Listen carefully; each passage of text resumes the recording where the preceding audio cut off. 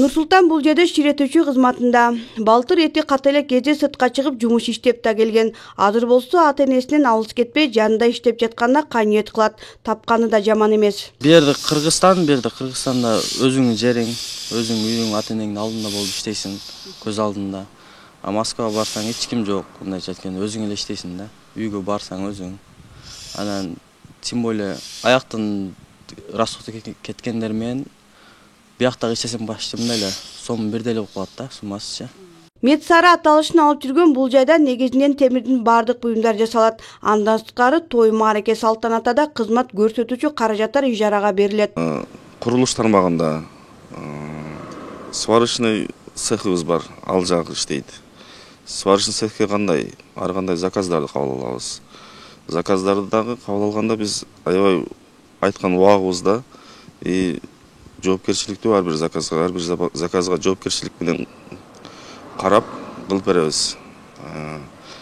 Кызмат көрсөтүүдө бардык нерселерибиз бар. Ишкерликти өнүктүрүү учурундагы негизги талап деп айтылган менен ага болгон колдоо сезилбейт дейт ишкер. Мамлекет тарабынан аябай көп айтылат өзү. Ишкерлер жылы деп атап көрүштү. Анан ишкерлер мисалы билбедим мен кайсы ишкер. Мисалы мен өз жоон тери менен сезе элекмин да мамлекеттин колдоосунчу.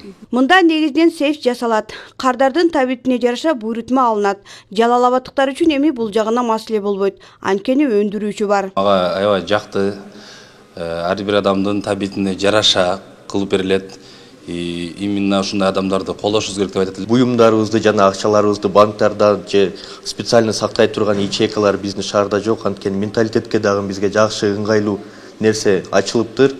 Албетте местный отрасльде биз поддержка кылышыбыз керек. Ишкердүүлүк жаатындагы маселе өндүргөн продукцияны өткөрүү жагында. Ата мекендик өндүрүштү ар бир жаран колдосо, бул көйгөй өзүнөн өзү чечилмек дешет.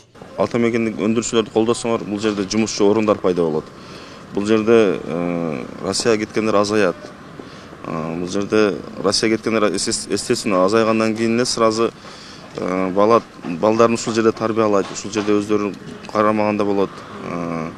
Анан негизи 100% акчабыз ушул өзүбүздө калат. Чакан ишкердикти колдоого алуунун натыйжасы өлкөнүн экономикасына өз салымын кошоору анык. Гүлжина Мөндөбү, Казбек Курманбеков, Жалал-Абад шаары.